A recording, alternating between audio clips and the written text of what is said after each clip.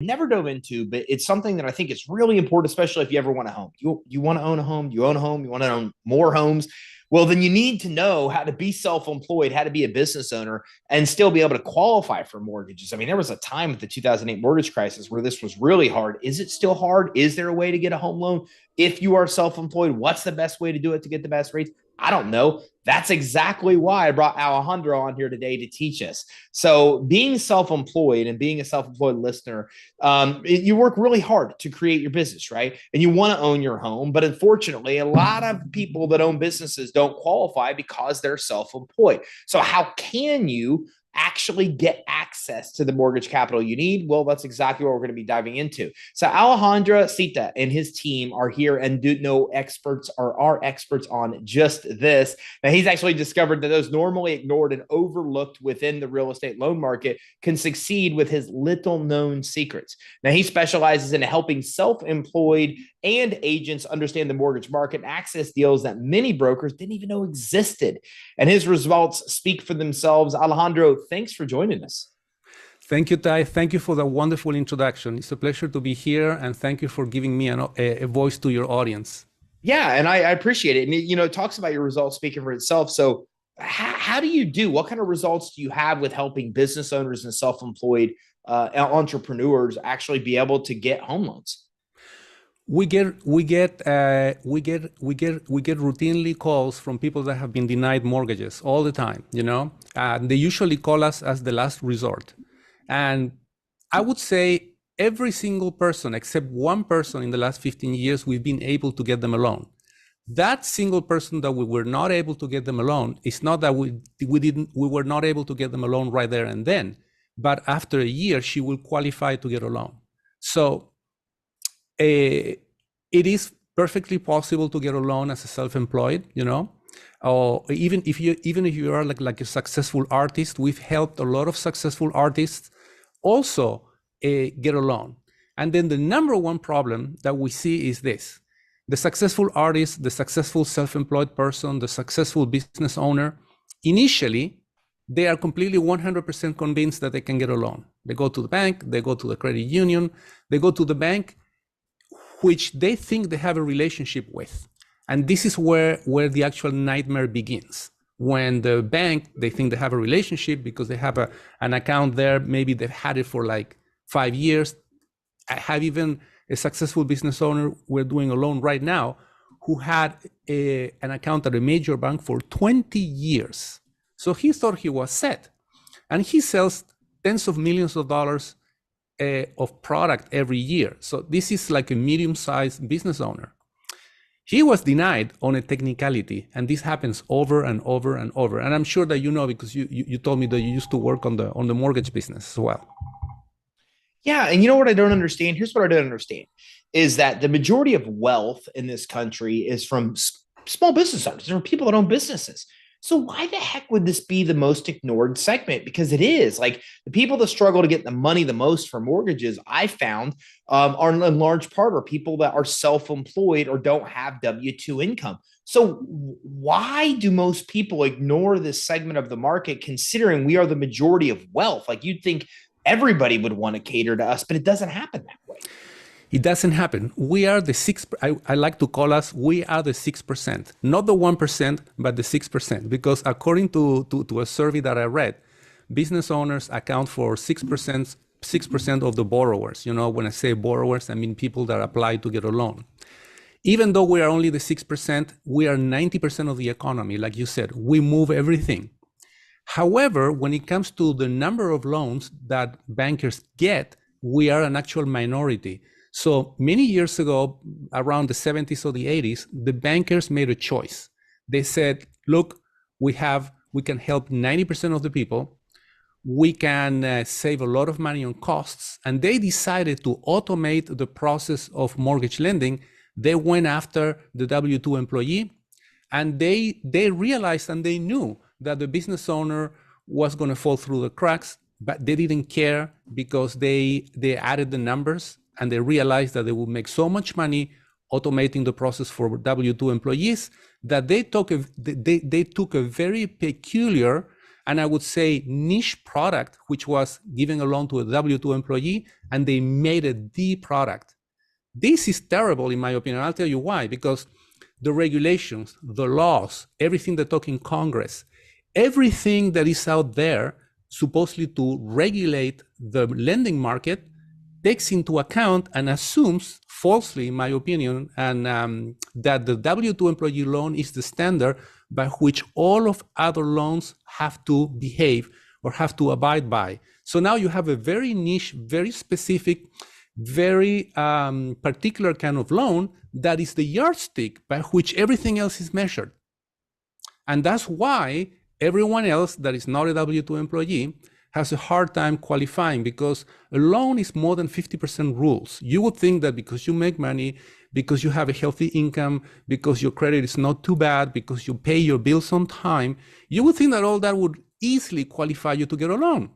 And then you go and apply for a loan and you get all of these rules. All of these rules supposedly are to be able to help the institution, the lending institution, select the qualified borrower. But many of these rules are in conflict with each other, especially when you apply them to the self-employed individual.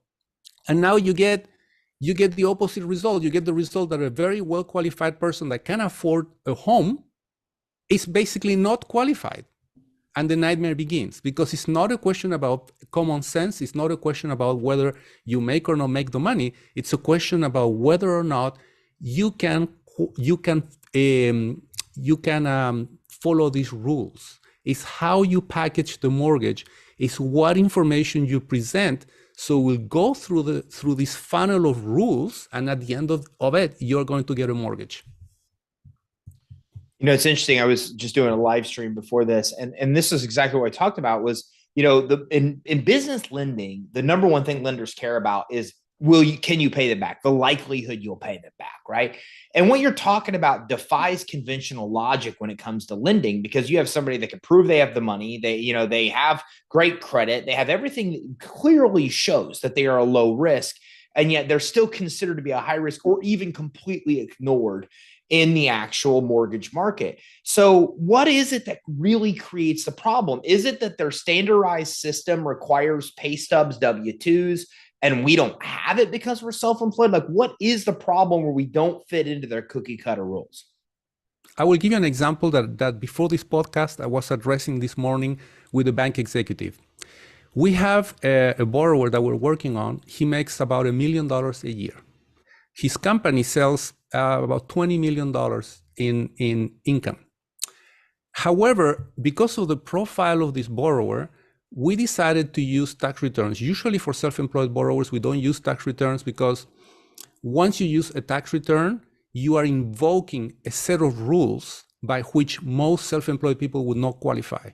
But in the case of this particular borrower, because he's so strong, we decided to use the bank statement product to give them the cheapest possible rate that we can get away with. So here you have a person that can not only can afford a mortgage, he could afford 10 or 12 mortgages. And you will be surprised. The lending institution takes the tax return of the person, they go over each line by line, and they start to disallowing income, regular income. Why? Because the income was not reported in the line that they were expecting it to be reported. So you go, well, that's just a technicality. I mean, the person did make the money. Yes and no, because to them, this is more than a technicality. This, if the income is on line 1 or is in line 10, is difference of whether or not they can count the income or not. So I'll give you an example. In his case, his corporate return is huge, but because some of the income is on line 10, they're disallowing it. Because some of the expenses are not reported on the correct way, they are disallowing it. Now, when I talk to his CPA and I ask the CPA, why did you do this? The CPA gives me a business reason and an accounting reason that makes sense. But this business reason and this accounting reason is now in conflict with the lender's reason. And therefore, you have a huge amount of income that is disallowed. Because it is disallowed, now this well-qualified borrower that makes a lot of money suddenly doesn't make enough money to qualify for the mortgage. So this is just one example of what happens. This happens a lot on the income side, and it happens a lot on the credit side. You have a borrower that is paying his bills on time, and you run the credit report, and then his mid FICO, it's a little lower. And the person is always surprised, why is my FICO so low? I pay my bills on time. Isn't that enough for me to get a high credit score? And the answer is no, because the credit score does not reflect your ability to pay. It reflects your ability to manage debt according to very specific and arbitrary parameters established by the bondholders that control the money. Most people don't realize that, and I didn't realize that either. The FICO is not a measure of your success. It's a measure of you managing money in a way that was decided that makes the most money for the bondholders. Okay, so back to your original point, and I love that. Go ahead. No, go ahead. Having said all that, I'm just describing the problem. I don't want to spend too much time. You're going to leave us hanging with a solution. I was going to have to dig it out of exactly. So I want to talk a little bit about the solution too. But just to summarize the problem is this: you have rules that were made for W-2 employees. These rules collide with the lifestyle and collide with the way business people make money, because business people make money by cash flow. You get a big windfall, then you might get a throw, and you manage your money by cash flow. Managing the money by cash flow means that your income is not stable month to month, and it means that you pay your bills selectively depending on the return on investment that you can get on your money. If it's not convenient to you as an entrepreneur to pay a bill, even if you have to incur a late fee, you're not going to pay it because you can put your money somewhere else and double it. So that way of operating puts the business people or the self-employed people in a collision course with the rules established for a W-2 employee. And that's why the business person does not qualify when it comes to the traditional mortgage. Now, having said all of this, there are plenty of lenders that have made their business to lend to self-employed people. The thing is that those lenders are hard to find because a self-employed borrower is usually defined as a non-QM or non-qualifying mortgage. And it's not because he doesn't qualify. This non-QM verbiage is from the viewpoint of the people that made the rules for the W-2 employee.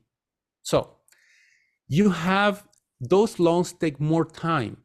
And you will find that many lenders and mortgage brokers don't want to put the extra time that it takes to do them. So that is the number one problem. But there are plenty of programs, and there are plenty of lenders, and there are plenty of mortgage brokers. I mean, it's a small minority overall, but those things exist out there. So when is there a time that we should consider using tax returns and not? Like, not for us to figure out, but from your perception, like, when do you look at a borrower and say tax returns make sense versus not make sense as an entrepreneur? Usually what I do, I listen to the motivation, and I listen to the story behind the borrower. After half an hour or 20 minutes listening to this, I already in my mind, I build up the loan, and I can see whether or not we can use tax returns. We use a completely different approach. Instead of bombarding you with informational requests, at the beginning, I don't ask you for anything. I just want to listen to you. I just want to listen to what you want to do, the house that you want to buy or refinance or whatever it may be. What are your resources and what you do for a living? That immediately will tell me what loan, what lender, what program. Based on that, I just ask a few questions. Just send me one statement, send me one tax return, just to get a feeling of the documentation that you have. And only with that, we can build a whole loan scenario. Once you decide, yes, this is for me, this is when I give you the whole list of stuff that you need to send me. So with that being said, what are some of the solutions? I'm an entrepreneur, I'm self-employed, I don't have W-2s in a normal situation. Or in my case, here's another situation, right? Either start as a 1099, or the business gets too big to do that, and then I still get W-2, but then part of my money comes through bonuses, distribution, stuff like that, that isn't on my W-2. Regardless of the situation, these are pretty typical of where we are as entrepreneurs. What are some other options where I can still qualify? Is there still hope? What are some alternatives to using tax returns and pay stubs? For example, because most self-employed people work on cash flow, we can use your bank statements. We can use your personal and or business bank statements. We can use either or both. That's not a problem. We can use your assets. You know, if you have substantial assets, some people do have substantial assets, even though they have no income, we can use that. We had the extreme case, and this is a loan that we're doing right now, a very successful financial advisor for 15 years working for an international company. In March of this year, he decided to go 1099, and then he came to us for a loan. But this person makes about $500,000 a year, and this person is very well off. Can you imagine that technically he did not qualify for anything? And I will tell you why. We found him a loan, and I'll tell you the loan that we found him. But he did not qualify for anything because since he ceased to be a W-2 employee in March, everything that had to do with W-2 employees or any program that was made for a W-2 employee was out of his reach. Because he began to be independent, by the way, he's working for the same company and doing the same job, except that instead of a W-2 employee, now the company pays him as a 1099 business owner. So it's the same company, same job, and even more money. He's getting more money now. But because he began in March, he doesn't have 2 years of history as a business owner. So now he also does not qualify for any program. That's so ridiculous. He's worked for the same company. company, but he went from W-2 to 1099, and they're re-seasoning him as a new employee as a result. Exactly. So no program for self-employed he will qualify for. No program as an employee he will qualify for. And let me tell you something else that you're going to laugh. He's putting 40% down on his purchase. Oh my gosh. 40% down. And his mid FICO is over 700. That is ridiculous. It's like it defies all logic. It doesn't even make any sense. It defies all logic. So, and technically, he doesn't qualify for anything. So this is what we did. I know of a bank in New York that there is a program that is called it's a community mortgage. A community mortgage is done for the unbanked. It's for people that don't have a bank account. It's for people that maybe are foreign and they are successful in terms of cash. They have a lot of cash. They may have good credit, but they are like and they call them the unbanked, people that don't have sometimes enough education to have a bank account. This is why this program was designed. You as a lender need to receive a special classification from the Treasury, from the US Treasury, in order to even be able to have this program. And this is the funny part, because this program is done for the financially illiterate, however successful. I'm not saying that they are. This is how these are the guidelines of the program. You have to pay $75 and you have to do a financial literacy course in order to qualify. Now, here we have a financial advisor, a successful financial advisor for 15, 14 years who makes a shitload of money, excellent credit, putting 40% down, doesn't qualify for anything. He has to go to the unbanked program. By the way, he has like 20 bank accounts. He has to go to the unbanked program because that's his only solution. And sure enough, we got him approved as an unbanked person in order to do this loan. So that tells you right away that logic and lending guidelines don't make any sense and they often clash. And this is what I see over and over again. Successful business people, disheartened, frustrated, and it simply does not make any sense because it doesn't. So let's say I own 100% of my business and I want to prove income with business bank statements. Is there a typical percentage of my deposits that I'll look at to count as my income? You know, this is a very good question. We used to do this manually until we found this artificial intelligence system where you give us all of your bank statements, we feed it into the system, and it takes about 3 minutes. The system spits out everything. How much money you make, how much money are you expected to make, how many checks do you get, how many deposits, how many bounce payments, all in all. You have like 60 or 70 variables, but we only use 2, which is your income. So by looking at your bank statements, now using this system, we can, within 3 minutes, qualify you for a mortgage. Wow, that's really cool. So then the tech now does a lot of that for you to be able to get an idea. What kind of debt ratios are lenders looking at? Debt to income ratios? Usually, for the self-employed person, you can go up to 45%, but I personally underwrite all our loans at 43%. Why?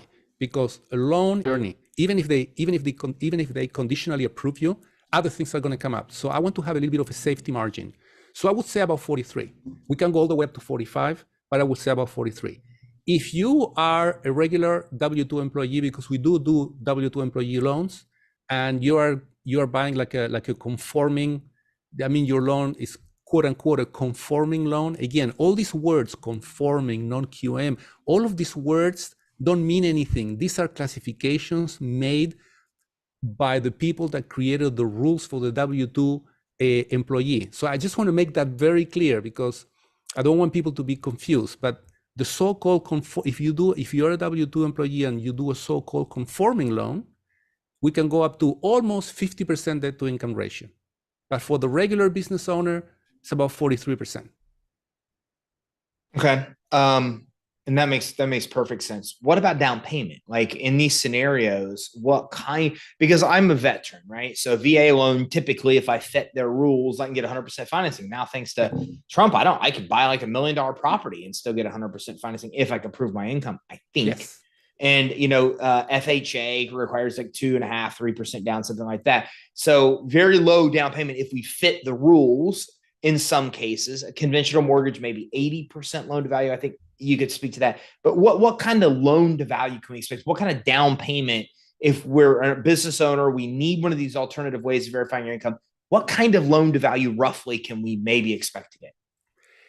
All of these things have to be in balance. You have down payment, you have credit, you have income, and you have the value of the collateral. All of these things have to be in balance. Whenever you unbalance one of them, you have to compensate with the others. I'll give you an example. If you want to put very little down payment, that by itself won't work. It will work only if you balance it by having higher income, having a higher credit score. If you say my credit score is not that good, okay, now we have to overcompensate either on the down payment, either on the income, or either on the collateral. So every time you change these things that are in balance and you push them up or down, you have to compensate with the others. Now, for the business owners, for a business owner that we're not going to use tax returns, realistically speaking, you cannot come up with less than 10%. At 10%, it will be a tough sale. Really, to sail through the loan as a business owner, I would recommend that you at least come up with 15%. Not that we cannot do the 10% loan, but it's going to be very expensive because, again, 10% on the world of self-employed is considered very small. Because it's very small, now we have to overcompensate. And the way the lenders overcompensate is with a higher income and with a higher rate. Now, usually, from what I've seen, most of our self-employed loans, the business owner puts 20% or more. If you put 20% or more, you don't have to worry about a bunch of things, one of them being mortgage insurance. But to answer your question, I would say minimum 10%, realistically 15%. If you're a W-2 employee, you can get away with 5%. If you go the FHA route, 3.5%. But again, once you cross this 5% threshold and start to pay less, your mortgage becomes extremely expensive because that little difference between 3.5% and 5% is going to cost you a fortune. It's going to cost you a fortune on your monthly payment, and it's going to cost you a fortune on closing costs.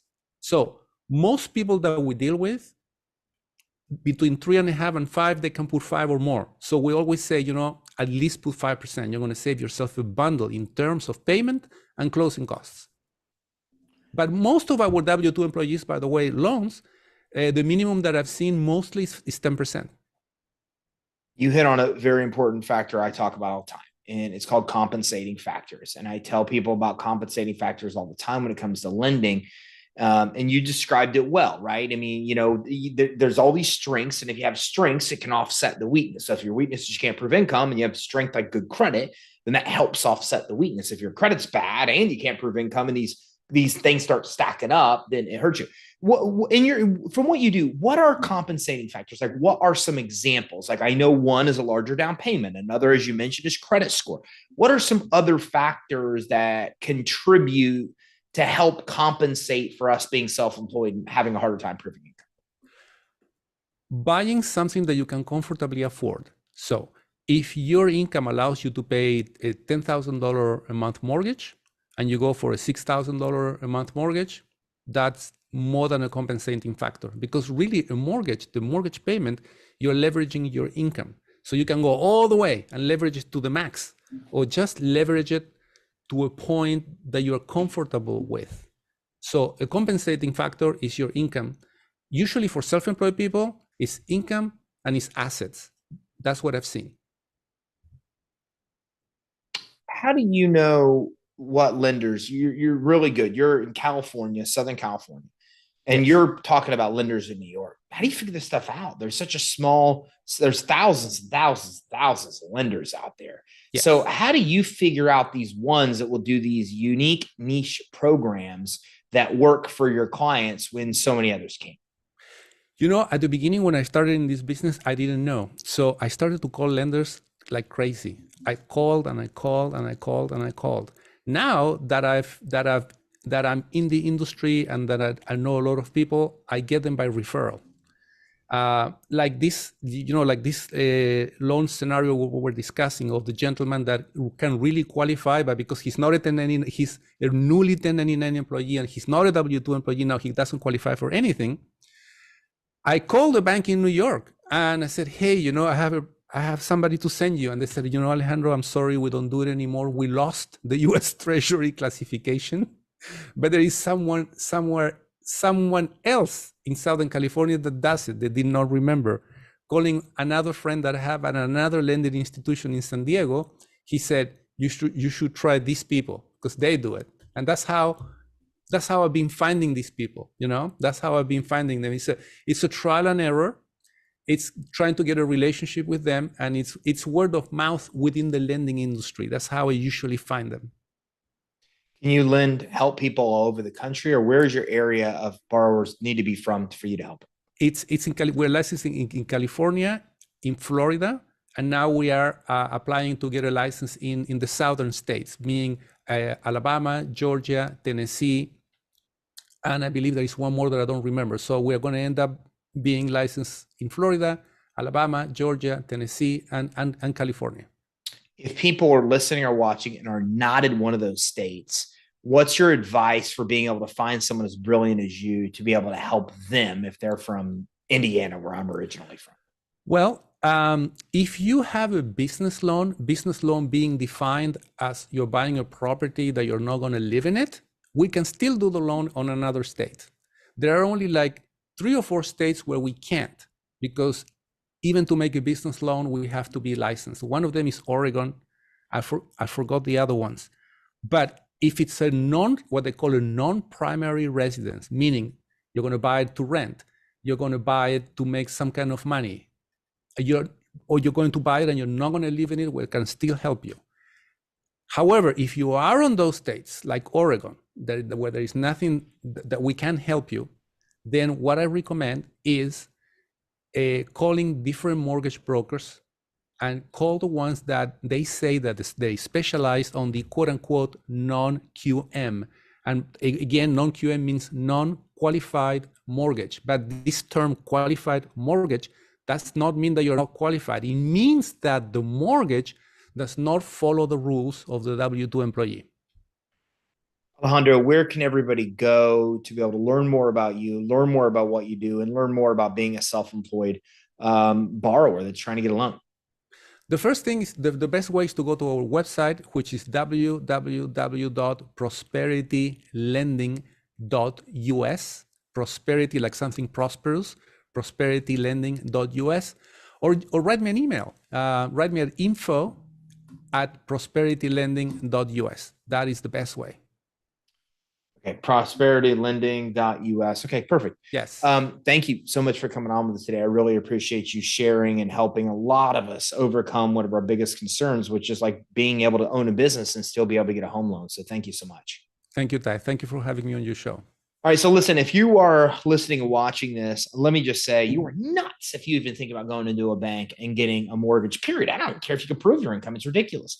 Loan brokers, and what I've learned in 2 decades, will get money loan broker. And the reason for that is that loan brokers, if you could go in your bank, they could typically get better rates than your banks can get you anyways.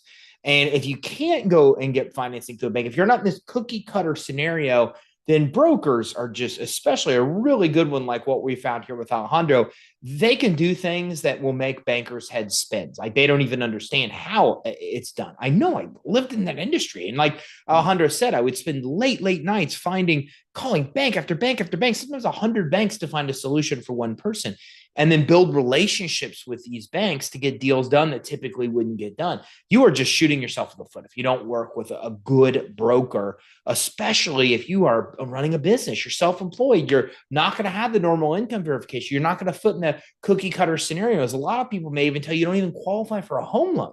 And what you've learned today is absolutely you can. As a matter of fact, for almost any of these unique scenarios, there is solutions. There are lenders that can help you.